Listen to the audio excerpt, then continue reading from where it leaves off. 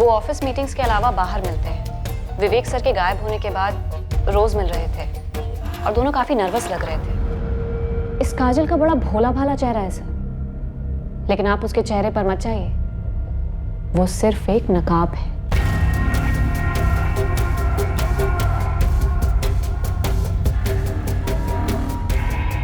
उस नकाब के पीछे एक चालाक प्लेयर छिपी हुई है। कैसे player? Game of love sir.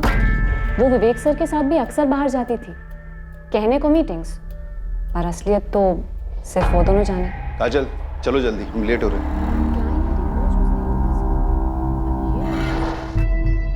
और वो मुकेश चंद वाली बात? वो बस मेरा डिडक्शन था। पहले मुकेश चंद के नाम पे फर्जी सिम, फिर विवेक सर को फंसाया जाता है, फिर मारा जाता है, फिर दफनाया जाता है और फिर उनकी कार को किसी रोड पे पार्क कर दिया जाता है। पर आप लोगों को पता लगाने में इतना समय लगा। सर इंग्लिश में इसे इंट्रैपमेंट कहते हैं। काफी जानकारी रखती हो तुम परफेक्ट क्राइम के बारे में। बचपन से सर मैं फैन रही हूँ क्राइम शोज की और क्राइम नॉवेल्स की। पिछले 8 साल से क्राइम पेट्रोल देख रही हूँ और हर बार एक ही बात सामने आई है, जिस पर पुलिस का कम से कम शक होता है ना सर, वही होता है किलर। साहब, हम 2 महीने बाद अपने खेत पे आए तो देखते हैं कि मेड़ पे एक टीला बना हुआ है, जिसे देखकर हम दोनों के पसीने छूट पड़े। फिर हमने खुदाई शुरू कर दी। इसके अलावा हमको कुछ नहीं पता साहब। कौन सा किसान 2 महीने तक अपनी जमीन से दूर रहता है? साहब हम 2 महीने के लिए बाहर गए थे और जब बीज बोने का टाइम आया तो हम वापस आ गए और वापस आके देखा तो यहाँ पे ये कांड हो रखा है। तुम लोग 2 महीने के लिए यहाँ पर नहीं हो, तुम्हारी जमीन पे कोई नजर रखने वाला नहीं है। ये बात किस किस को पता है? मेरा यकीन करो सर, विवेक ने मुझसे ऐसा कुछ नहीं कहा जो मैंने आपको ना बताया हो।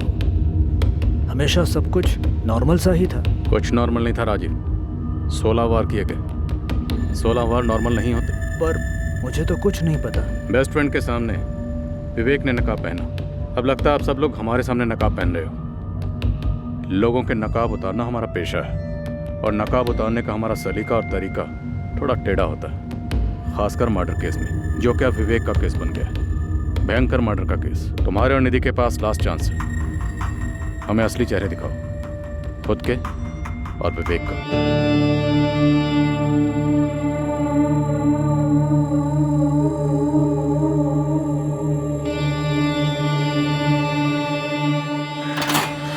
पुलिस ने मुझे पूछताछ के लिए बुलाया है। बुलाया तो मुझे भी है, and I am sure Ragini और काजल को भी बुलाया होगा। मतलब हम चारों से अलग अलग बात कर रहे हैं। हाँ तो करने दो। हम जो जानते हैं, जो अभी तक कहते आए हैं, आगे भी वही कहेंगे। सर वो 2 किसान भाई मुश्ताक और जावेद, दोनों का कहना है कि उन्हें कोई अंदाजा नहीं है कि उनकी जमीन का इस्तेमाल किसने किया विवेक को दफनाने के लिए। उनके आसपास किसी का विवेक से कोई कनेक्शन? दूर का ही सही। वही तो हैरत की बात है सर। पूरे गांव में क्वेश्चनिंग थी, लेकिन किसी ने विवेक का नाम तक नहीं सुना और किसी का इंश्योरेंस या इन्वेस्टमेंट से कोई लेना देना। 99.99% ये इनसाइड जॉब। ये मर्डर किसी अंदर वाले ने किया। अब ये अंदर वाला या तो घर में से कोई है या ऑफिस से।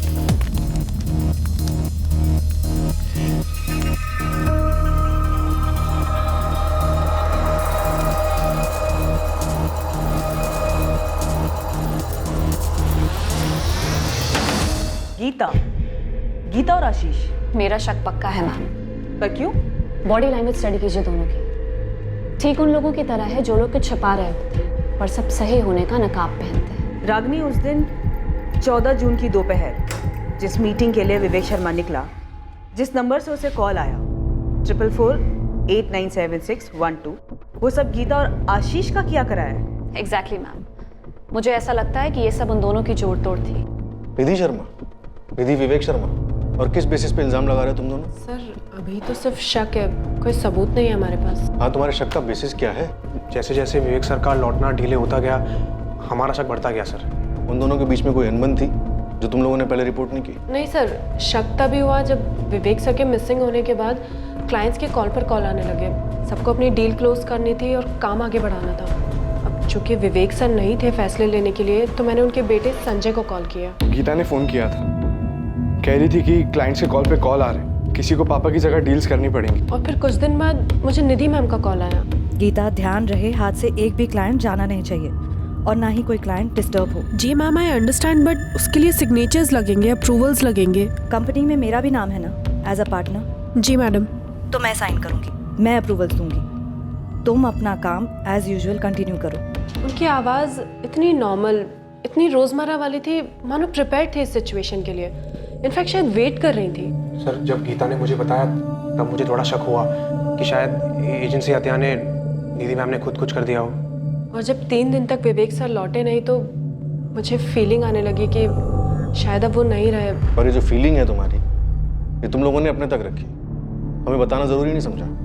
सर ऐसे कैसे कुछ कह सकते थे, कोई सबूत नहीं था हमारे पास। मुझे भी एक फीलिंग हो रही है और सबूत भी है कि विवेक के मर्डर के पीछे तुम दोनों का हाथ है। सर क्या बात कर रहे हैं आप? किसने कान भरे सर आपके?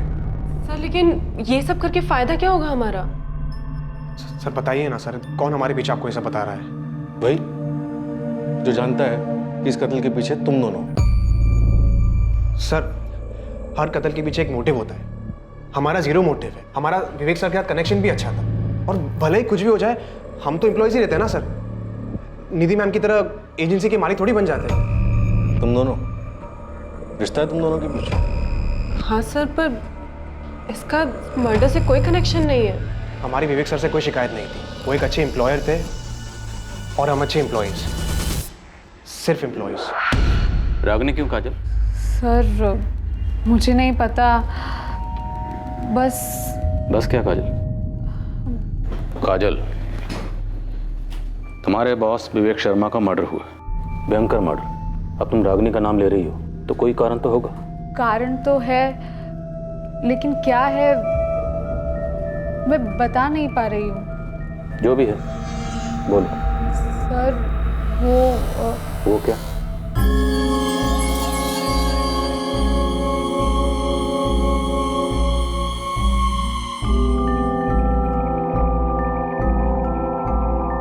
सर वो सब जानती है, मर्डर कैसे होता है, क्यों होता है, आप लोग आगे क्या करेंगे सब जानती है वो। कैसे? कहने को तो कहती है कि क्राइम शोज देखकर सब पता चला है, लेकिन मुझे ऐसा लग रहा है कि वो इन्वॉल्व्ड है, इसीलिए वो गीता और आशीष के नाम भी ले रही है। तो तुम्हें लगता है कि वो गीता और आशीष का नाम लेकर खुद का जुर्म छुपा रही है? बॉडी लैंग्वेज ठीक उन लोगों की तरह है जो लोग के छिपा रहे होते हैं पर सब सही होने का नकाब पहनते हैं। सबके सब गेम खेल रहे हैं। रागनी कह रही है गीता आशीष, गीता आशीष कह रहे हैं वाइफ निधि शर्मा, और काजल कह रही है कि रागनी मास्टरमाइंड है। सर वो बच्चों की बर्थडे पार्टी में गेम्स नहीं होते, वो पासिंग पार्सल, म्यूजिकल चेयर्स, ये सब के सब ऐसे ही ड्रामा कर रहे हैं। सबके सब एक दूसरे को संदिग्ध बना रहे हैं, पर किसी का भी क्लियर मोटिव समझ में नहीं आ रहा है। जैसे ही विवेक की बॉडी मिली, मिसिंग से केस मर्डर का बना, सबके इक्वेशन बदल गए। सब ऑर्केस्ट्रा में होता है ना, कंडक्टर का इशारा होते ही पहला इंस्ट्रूमेंट बजाता है, फिर दूसरा, तीसरा, फिर सब मिलके। पर निमिता सवाल ये है कि ऑर्केस्ट्रा कंडक्ट कौन कर रहा है? जैसे ही विवेक की बॉडी मिली, मिसिंग से केस मर्डर का बना, सबके इक्वेशन बदल गए। सब ऑर्केस्ट्रा में होता है ना, कंडक्टर का इशारा होते ही पहला इंस्ट्रूमेंट बजाता है, फिर दूसरा, तीसरा, फिर सब मिलके। पर निमिता सवाल ये है कि ऑर्केस्ट्रा कंडक्ट कौन कर रहा है?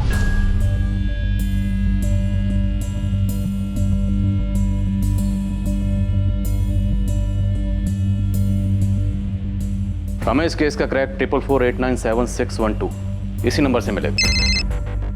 हाय, क्या हाल है?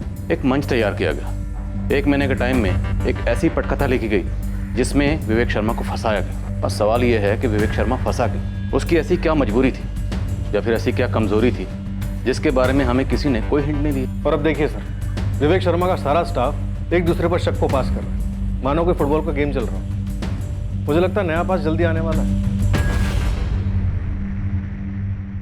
अरे राशिद, लाइफ मजे लेकर जीने के लिए यार, वरना इंसान के जीने का क्या मतलब है बता? इंसान है ना, सिर्फ परफेक्ट होने का सपना देख सकता है, लेकिन वो कभी परफेक्ट नहीं होता। वो सही और गलत दोनों करता है, सही का पलड़ा भारी रहे। जैसे मेरा है दोस्त। इस तरह बातों से जस्टिफाई करने से जो गलत किया है वो सही नहीं बन जाता। तू जानता है तूने कुछ तो गलत किया है। गलत वो होता है जो किसी को हर्ट करे, अगर किसी को कुछ पता ही नहीं तो हर्ट होने का सवाल ही कहाँ उठता है। एक चीज होती है भाई, भरोसा, विश्वास, जो तुझ पर एक नहीं 2-2 लोग करते हैं, निधि और संजय। और मैं तुझ पे भरोसा करता हूँ, इसलिए तुझे सब कुछ खुल के बताता हूँ। असली फ्रेंड मानता हूँ तुझे। मैं तेरी भाषा में बोलता हूँ, भरोसे का इन्वेस्टमेंट प्लान एक बार फेल हो गया ना तो दुनिया की कोई भी इंश्योरेंस उसे कवर नहीं कर सकती। ये पकड़े जाने का रिस्क मत ले यार, सेफ खेल। पकड़े जाने का रिस्क लिया तो उस रिस्क का डैमेज क्या होगा, कितना होगा, ये तेरी असेसमेंट के बाहर है विवेक। तू क्या, ये अंदाजा कोई नहीं लगा सकता।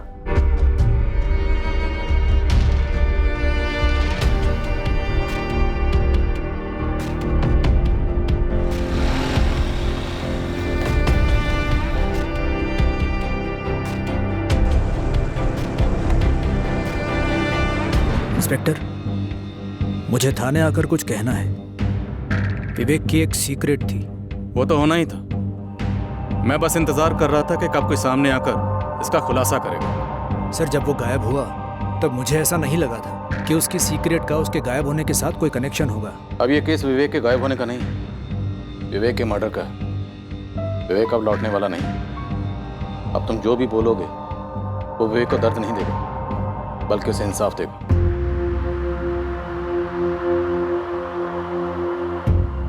झूठ बोल रहा है ना संजय? मैं क्यों झूठ बोलूंगा मम्मी? और मेरे झूठ बोलने से पापा लौट आएंगे क्या? राजीव को पहले से ही मालूम था। उन्होंने 14 जून को ही मुझे सब बताया था, जब पापा घर नहीं लौटे थे। संजय, पापा के साथ जो कुछ भी हुआ उसमें तूने तो कुछ नहीं किया ना? नहीं मम्मी, मैंने कुछ नहीं किया है। विवेक का एक छुपा हुआ पहलू था। इंतजार कर रहा हूँ इस खुलासे का। उसका ये सीक्रेट कोई नहीं जानता था। आप जानते थे, लेकिन आप बोल रहे हैं। उसकी एक बहुत बड़ी कमजोरी थी, औरतें। हमारी सबसे पहली थ्योरी यही थी। कोई एक्सीडेंट नहीं, कोई फिरौती नहीं, कोई डिप्रेशन नहीं। बंदा ऑफिस से मीटिंग के लिए निकलता है और गायब। मामला अफेयर का होना ही था। कौन थी वो औरत? सर, मैंने कहा उसकी कमजोरी थी औरतें, एक से ज्यादा। सर, कितनी थी मुझे नहीं मालूम। सबके बारे में नहीं मालूम होगा, लेकिन कुछ के बारे में तो मालूम होगा। बताया होगा विवेक ने डिटेल में। Close friend? नहीं सर, उसने किसी के नाम नहीं बताया, कोई डिटेल्स नहीं दी। लेकिन सर, वो हर वक्त किसी ना किसी के साथ इन्वॉल्व रहता था। उसके ऑफिस में कोई थी? ये तीनों लड़कियां, गीता, रागनी और काजल, इनमें से किसी के साथ विवेक शर्मा का चक्कर रहा हो। तो इनमें से किसी ने किया है? इनमें से किसी ने, या इनमें से किसी की वजह से किसी ने। गोविंद तो किस तरफ इशारा कर रहा है? संजय, विवेक का बेटा। उसके सर्कल से मैंने पता किया है, काफी हद तक परेशान और दुखी रहा है वो काफी अरसे से। मुझे तो लगता है कि उसे अपने बाप के अफेयर का पता चला होगा। माँ के लिए बहुत बुरा लगा होगा, इतना बुरा लगा होगा कि उसने अपने ही बाप को खत्म कर दिया। मैडम, ये पूरा कांड घर के अंदर से ही रचा गया होगा। राजीव दुबे, पता मुझे क्या लगता है? तुम ये सब कुछ जो कह रहे हो कि विवेक वुमेनाइजर था, दरअसल ये तुम्हारी गुगली है हमें गुमराह करने के लिए। नहीं सर, मैं सच कह रहा हूँ। तुम्हारी गुगली नो बॉल। सच ये है कि विवेक के मर्डर में तुम भी शामिल हो। नहीं सर, बिल्कुल नहीं। सर, विवेक मेरा दोस्त था। इसी दोस्ती की वजह से मैंने निधि को कुछ नहीं बताया। सर, उसे बहुत गहरा जख्म होता। 16 वार विवेक की बॉडी पर 16 गहरे वार किए गए थे। और इतनी नफरत कोई करीबी कर सकता है। एक करीबी निधि थी और दूसरे तुम दोनों ने मिलकर अपने रास्ते का कांटा हटा दिया। नहीं सर। किसके जरिए तुमने विवेक को फांसा था? ये क्या बकवास कर रहे हैं? सुनो बकवास, तुमने 1 महीना पहले किसी के जरिए विवेक को दाना डाला था। मिस्टर विवेक, हाँ, हमारी कंपनी ने एक ज़मीन ली है फैक्ट्री डालने के लिए, तो उस ज़मीन के इंश्योरेंस की बात करनी थी। श्योर मिस्टर निलेश, मार्केट में सबसे बेस्ट ऑफर हम आपको दे सकते हैं विद अ कॉम्प्रिहेंसिव प्लान। आप असेसमेंट के लिए जल्द से जल्द हमारी ज़मीन कब तक देख सकते हैं? आप बताइए। 1 हफ्ता। डन। आप डेट फिक्स कीजिए, मैं रेडी रहूँगा। जिसको तूने ये काम सौंपा था वही विवेक को उसकी मौत के मुंह तक लेकर गए। मिस्टर विवेक जी, मैं आपका इंतजार करता हूँ। क्या आप आ सकते हैं अभी? हाँ, मैं 10-15 मिनट में निकलूंगा। मिलते हैं।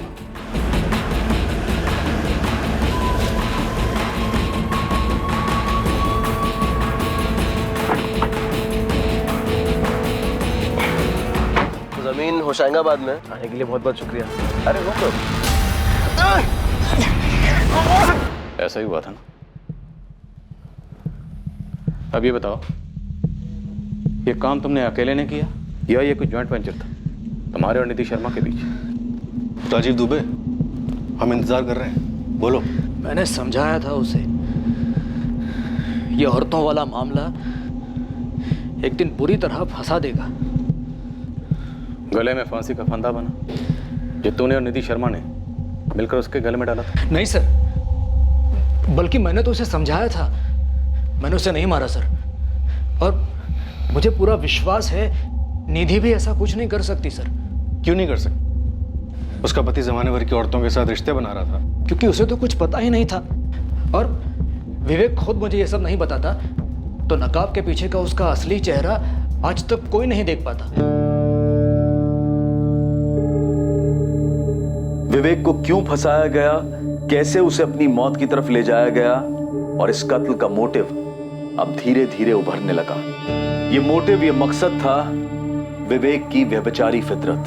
पर विवेक के एक वुमनाइजर होने की बात सिर्फ अब जाकर दुनिया के सामने आई थी। इस बात का आभास हो रहा था कि विवेक के लिए जाल बिछाया गया था, लेकिन किसने बिछाया था इस पर अभी रोशनी पड़नी बाकी थी। मर्डर को अंजाम देने के 1 महीने पहले इसकी प्लानिंग की गई थी। विवेक शर्मा को मार डालने की यह प्लानिंग सटीक थी, बारीकी से की गई थी। बिछाया गया जाल मजबूत था और छुपा हुआ भी। ये गर्लफ्रेंड्स वगैरह के बारे में मुझे तब पता चला जब राजीव अंकल ने मुझे सब बताया। क्या तुम्हें पता था कि तुम्हारी मम्मी और राजीव तुम्हारे पापा को मारने वाले थे? मम्मी को तो पापा के बारे में आज सुबह से पहले पता भी नहीं था। मुझे यकीन नहीं होता। मुझे भी राजीव अंकल की बात पे यकीन नहीं होता सर। मुझे भी यकीन नहीं होता कि मेरे पापा अब नहीं रहे। मुझे नहीं लगता कि कोई ऐसा था जो मेरे पापा का मर्डर करना चाहता था। मुझे नहीं लगता कि मेरे पापा किसी का बुरा करते, जानबूझ के किसी को हर्ट करते सर। और अगर किया भी था तो क्या मेरे पापा को मारना जरूरी था सर? किसने किया सर? मुझे जानना है कि मेरे पापा के साथ ऐसा किसने किया। कौन थी वो लड़की? क्या नाम है उसका? कोई एक लड़की नहीं थी, मेरा शक है ऑफिस में से कोई है। गीता, रागिनी, काजल, या उससे पहले भी कोई और? मुझे पता होता तो मैं बताता ना। राजीव, तुम्हें पहले से पता था कि उसका अफेयर चल रहा है, लेकिन तुमने मुझे नहीं बताया। मैं कैसे बताता? मुझ पे भरोसा करके उसने मुझे बताया। मैं तुमसे कहता तो तुम दोनों की शादी टूट जाती। अभी भी तो टूटी ना राजीव, अब तो सब टूट गया। मैंने कितनी बार समझाने की कोशिश की, वो मानता ही नहीं था। क्यों? क्या कहता था? गलत तब होता है जब किसी को पता हो गलत हुआ है। वो मेरी बात सुनता ही नहीं था। मेरी सुनता? अगर तुमने बताया होता तो।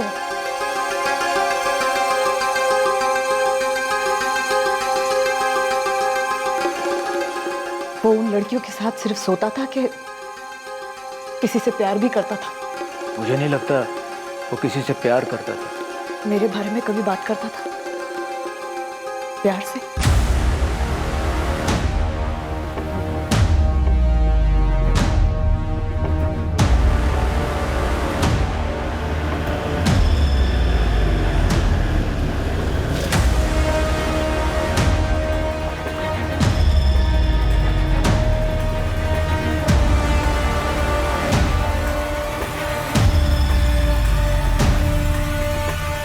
गाड़ी मिल गई है सर, विवेक शर्मा की, MPCX I407X। हबीबगंज में मिली? हाँ सर, कई दिनों से रोड साइड पार्क थी।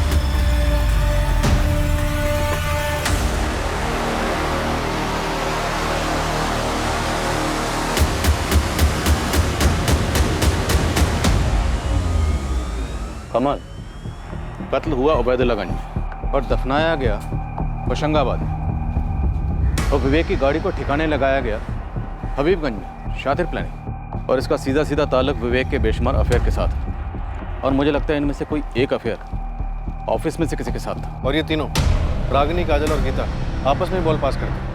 किसी पे शक टिकने नहीं दिया। सब तोड़ते हैं तीनों को।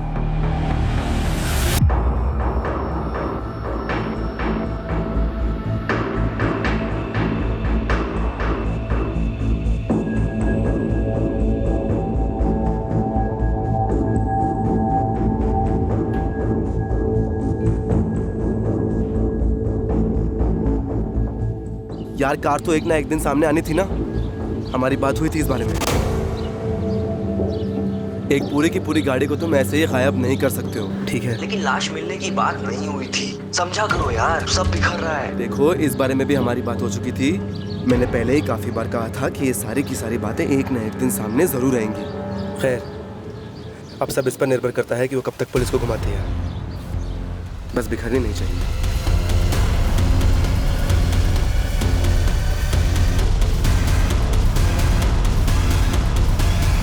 मैं कबूल करती हूँ, विवेक सर और मेरा अफेयर था। गीता, और कोई चॉइस है भी नहीं तुम्हारे पास। लेकिन वो 3 साल पहले था। सर को एंजॉय करना था और मुझे भी अपनी जॉब में आगे बढ़ना था। और वो छोड़ना नहीं चाहता था, अभी एंजॉय करना चाह रहा था। मैंने कहा ना, ये 3 साल पहले का अफेयर था। अभी मैं और आशीष साथ हैं और हम सीरियस हैं। विवेक सर के साथ जो कुछ भी था वो 3 साल पहले ही ख़त्म हो गया। अगर ख़त्म हुआ होता तो तुम हमें बताती। मैडम, मुझे किसी भी तरह की कॉम्प्लिकेशन नहीं चाहिए थी, बस इसीलिए नहीं बताया। नोट कर लो, तो यही बात रागिनी बोलने वाली है। मुझे मालूम था गीता का अफेयर था विवेक सर के साथ, इसलिए मैंने कहा था कि उसने और आशीष ने मिलकर कोई प्लानिंग की। और तुम्हारा कुछ नहीं था तुम्हारे विवेक सर के साथ? नहीं सर, मैं इतनी बेवकूफ़ नहीं हूँ कि ऑफिस में बॉस के साथ रोमांस करूँ। हाँ, पर उन्होंने ट्राई ज़रूर किया था। Ragini,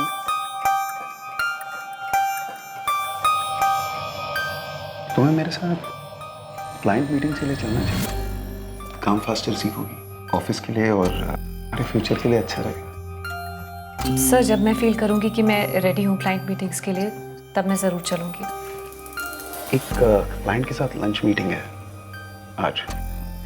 thank you sir, but no sir, मैं इस वक्त कंफर्टेबल फील नहीं कर रही हूँ, प्लीज़।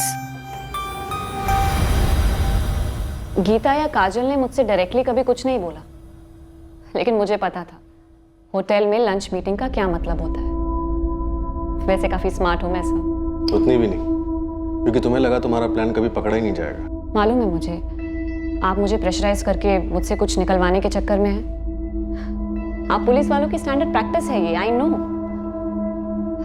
लेकिन सर, इस वक्त आप मेरे साथ डेड एंड पर हो। मुझसे कुछ नहीं मिलेगा। फिर किससे मिलेगा? गीता या काजल?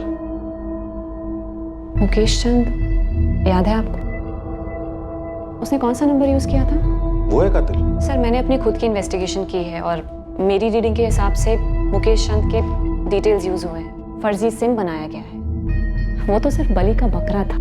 सॉरी, मैंने तुम्हें अंडर एस्टिमेट किया। तुम काफी स्मार्ट हो। फिर तुम्हारी इन्वेस्टिगेशन से ये तो जरूर पता चला होगा कि वो फर्जी सिम कार्ड किसने बनाया। मेरी झूठी तारीफ झूठी आवाज में कर रहे हो सर। रागिनी, उस आदमी का नाम दो। दे तो दूंगी, पर आप यकीन नहीं कर पाओगे। यकीन करना ना करना वो हम पे छोड़ दो, तुम बस नाम दो। सर, आप ये क्या कह रहे, मेरी कुछ समझ में नहीं आ रहा है। विवेक ने क्या तोड़ा? दिल, वादा या भरोसा? क्या गलत किया था विवेक ने तुम्हारे साथ? ये कैसा सवाल है सर? मैं उनकी एम्प्लॉय थी, वो मेरे बॉस थे और मैं बहुत मेहनत करती थी सर, बस इतना ही है। तो फिर किसके साथ गलत किया ऑफिस में? अफेयर करके किसे छोड़ दिया? सर, मुझे कैसे पता होगा? मैं अपने काम से काम रखती थी। काजल चौहान ने विवेक सर को मारने का प्लान बनाया था। पहले तुम गीता आशीष कह रहे थे। सर, गीता आशीष गलत कैलकुलेशंस थे। गलत कैलकुलेशन क्यों कहोगी? सर, मैं गलत संभावना पकड़ के चल रही थी। होती है गलती 2 और 2 4 में, पर एक काजल के साथ कोई गलती नहीं हो सकती सर। मैंने काफी क्लोजली ऑब्जर्व किया है उसे सर। और क्या कैलकुलेशन की? सर, हमारे क्लाइंट हैं पूजा अपैरल्स। काजल उनका अकाउंट हैंडल करती है। जानते हैं, आगे? पूजा अपैरल से हैं आदित्य सिंह।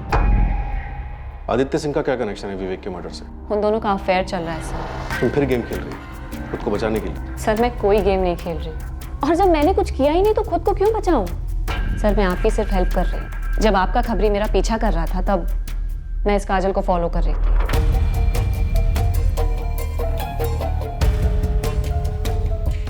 वो ऑफिस मीटिंग्स के अलावा बाहर मिलते हैं। विवेक सर के गायब होने के बाद रोज मिल रहे थे और दोनों काफी नर्वस लग रहे थे। इस काजल का बड़ा भोला भाला चेहरा है सर, लेकिन आप उसके चेहरे पर मत जाइए, वो सिर्फ एक नकाब है।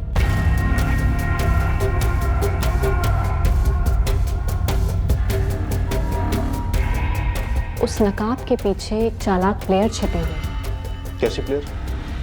Game of love sir. वो विवेक सर के साथ भी अक्सर बाहर जाती थी, कहने को मीटिंग्स, पर असलियत तो सिर्फ वो दोनों जाने। काजल चलो जल्दी, हम लेट हो रहे हैं। और वो मुकेश चंद वाली बात?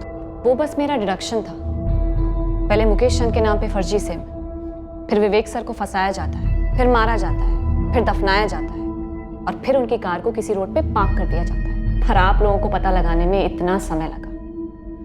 सर इंग्लिश में इसे इंट्रैपमेंट कहते हैं। काफी जानकारी रखती हो तुम परफेक्ट क्राइम के बारे में। बचपन से सर मैं फैन रही हूँ क्राइम शोज की और क्राइम नॉवेल्स की। पिछले 8 साल से क्राइम पेट्रोल देख रही हूँ और हर बार एक ही बात सामने आई है, जिस पर पुलिस का कम से कम शक होता है ना सर, वही होता है किलर।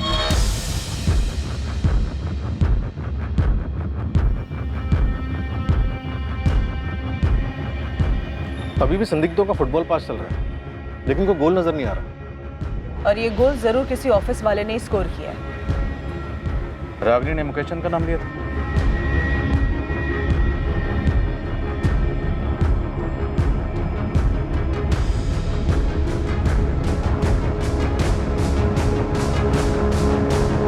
वो तो ऑफिस में सबका नाम लेती रहती है, गोल गोल बातें करती है। अजीब कैरेक्टर है उसका। यस सर, मुझे भी थोड़ी ऑफ लगती है वो। राजीव दुबे, अगर राजीव दुबे ने ये औरतों वाली बात का खुलासा शुरुआत में किया होता तो हमारी थ्योरी क्या बनती? हम विवेक शर्मा के कॉल रिकॉर्ड्स में से औरतों की लिस्ट बनाते, उनकी छटनी करते और फिर खबरियों के जरिए पता चलता कि विवेक के ऊपर इतना गुस्सा किसे था। लेकिन सर विवेक के फोन रिकॉर्ड में हमें ऐसा कुछ भी नहीं मिला है। शायद वो फोन पर रोमांस ना करता, फेस टू फेस करता, और फेस टू फेस सबसे ज्यादा वो ऑफिस में होता था। गीता ने कबूल किया है कि 3 साल पहले उसका विवेक के साथ अफेयर था, लेकिन ये बात राजीव और निधि को नहीं पता। रागिनी ने किसी अफेयर से इनकार किया, लेकिन काजल का नाम लिया।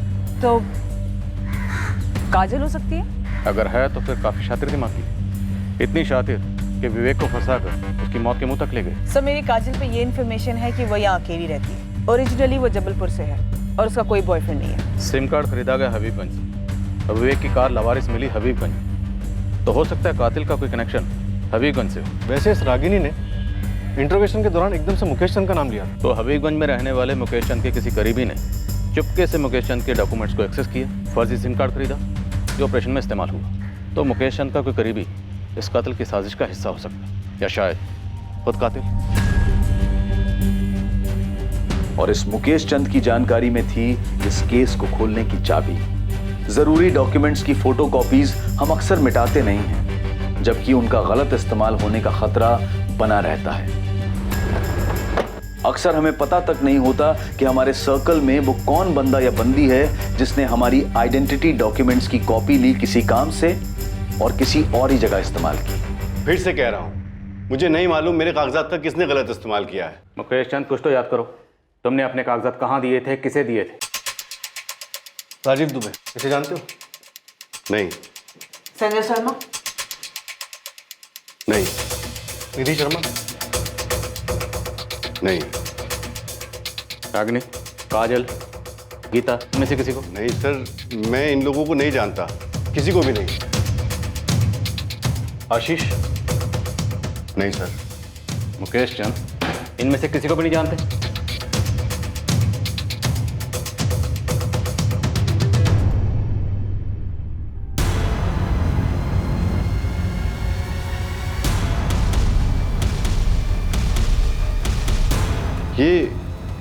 ये तो आदित्य है सर, मेरा पड़ोसी है। इसने?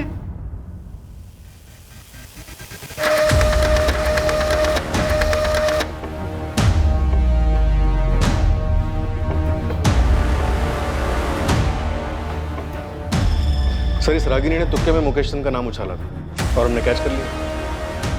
इस आदित्य कोई पार्टनर, कोई साथी था? सर एक नाम है नीलेश कुमार। लिस्ट में कॉल्स कई बार आते जाते रहे। इतना ही नहीं सर, कत्ल वाले दिन दोनों की फोन लोकेशंस उस फर्जी सिम कार्ड वाले फोन से मैच हुई।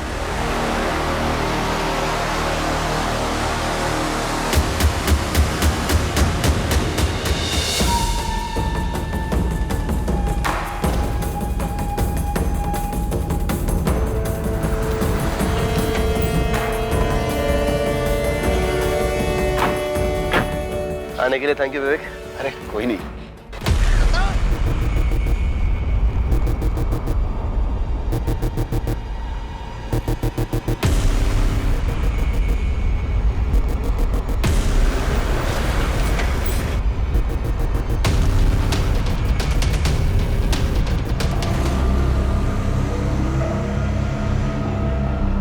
मिला क्या?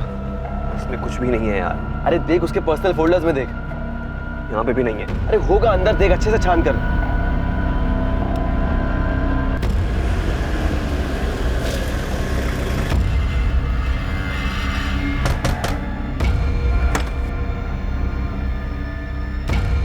नीलेश कुमार, आदित्य तुम्हारा दोस्त है ना? जी।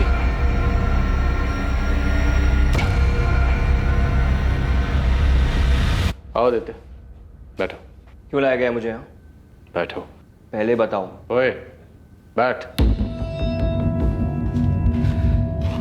अरे सर आप पूछिए ना जो पूछना है। चल बैठ। बैठ।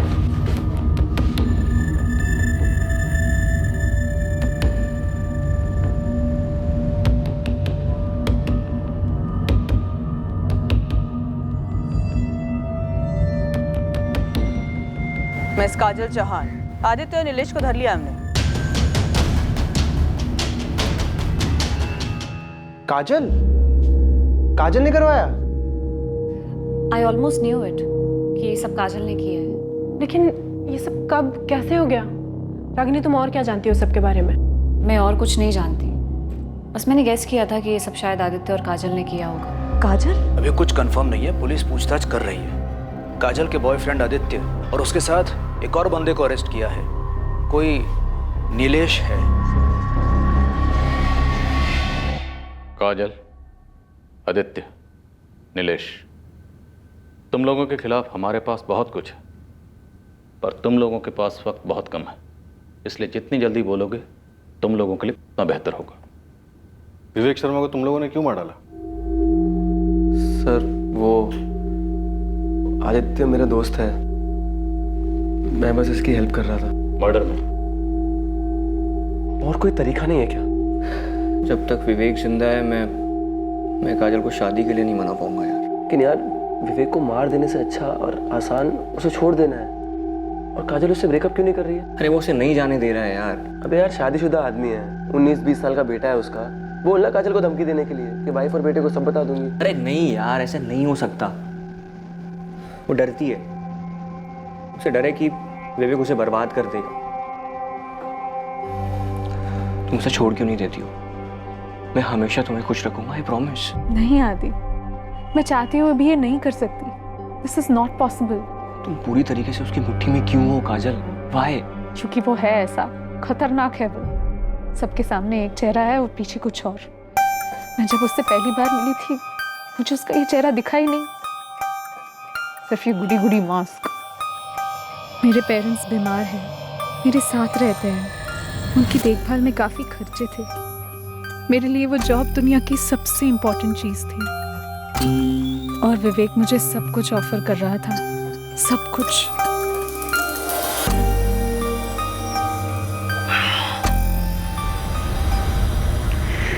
विवेक, तुम शादीशुदा हो।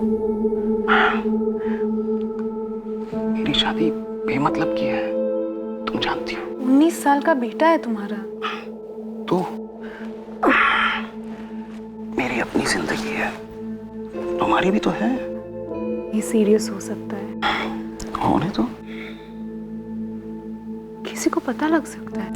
किसी को कुछ पता नहीं चलेगा, ये सब हम दोनों के बीच में ही रहेगा, प्रॉमिस।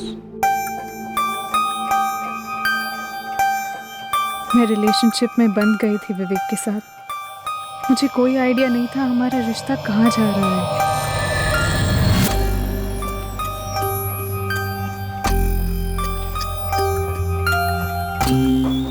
या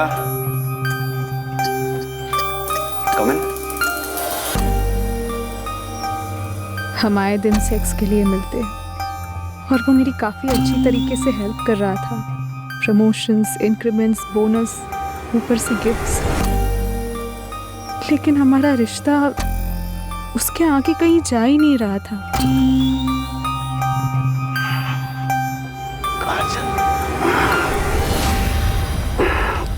विवेक, मुझसे शादी करोगे? तुम जानती हो मैं शादीशुदा हूँ। मैं ये भी जानती हूँ कि इस बेड पर 3 साल पहले मैं नहीं, गीता हुआ करती थी। इस रिश्ते के बनने से पहले हमारी क्लियर कट बात हुई थी। मैंने कहा था सीरियस हो सकता है और तुमने कहा था होने दो।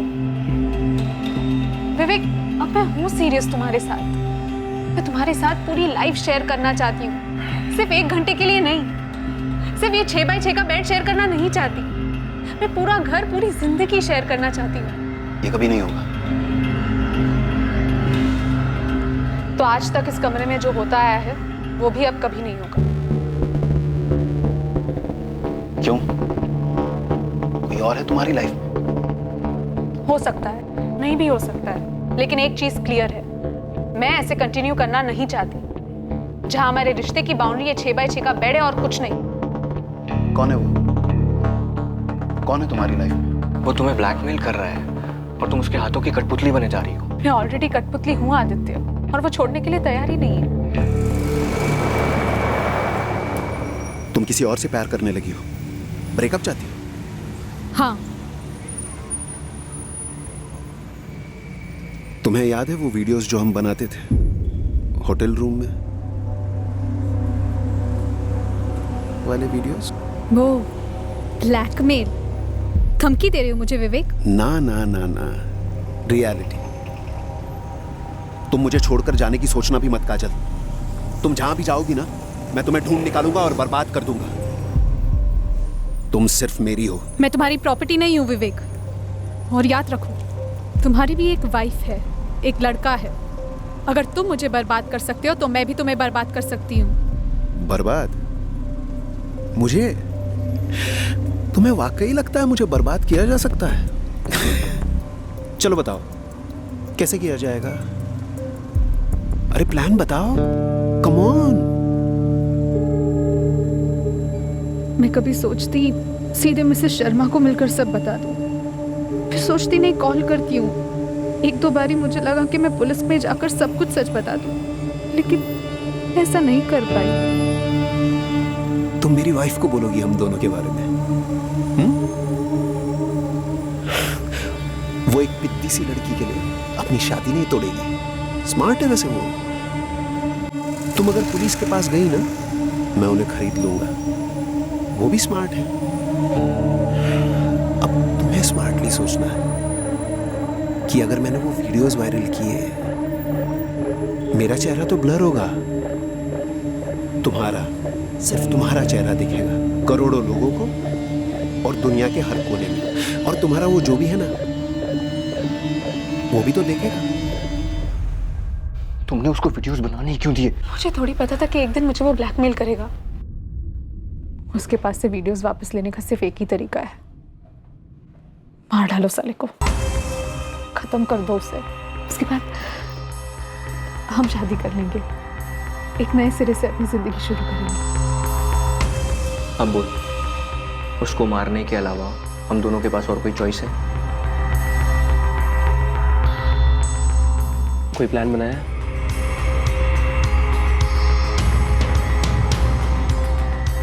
सबसे पहले हमें विवेक को फंसाना होगा।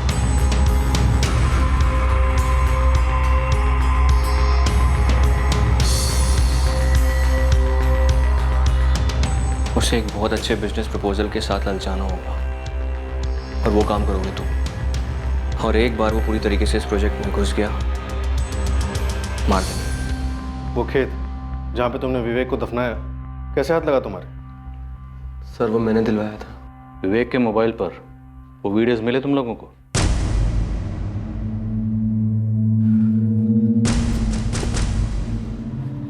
हो गया। हाँ, लेकिन काजल, क्या? तुम दोनों की क्लिप्स नहीं थी उसके फ़ोन में।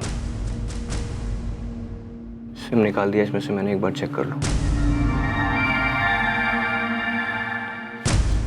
ये कैसे हो सकता है? उसने कहा था उसी के पास है क्लिप्स। हो सकता है उसने कहीं और सेव कर दी और इसमें से डिलीट कर दी। उस दिन से टेंशन में हूँ कि मर्डर के अलावा ये क्लिप्स कहीं लीक हुए तो। काजल, तुम्हें विवेक की पत्नी से बात करनी चाहिए थी या फिर पुलिस की मदद लेनी चाहिए थी। समझदारी से तर्क पे तर्क नहीं कर पाई उस समय में। और उसने भी तो इतना बड़ा रिस्क लिया था। शादीशुदा होने के बावजूद मुझे ब्लैकमेल कर रहा था। मैं जिद नहीं कर रही थी शादी के लिए, बस उसके चंगुल से बाहर निकलकर आज़ाद होना चाहती थी, लेकिन वो छोड़ ही नहीं रहा था। माना विवेक ने तुम्हारे साथ जो किया वो गलत था, लेकिन उस गलत को सही करने के लिए तुम लोगों ने जो तरीका ढूंढा वो भी गलत था। एक ऐसा तरीका जिससे किसी का भला नहीं हो, ना तुम्हारा, ना तुम्हारा, और नीलेश, ना तुम्हारा। अब समझदारी से तर्क वितर्क करने का तो वक्त है नहीं। अब तुम लोगों ने जो किया है उस पर विचार करने का काफ़ी वक्त मिलेगा।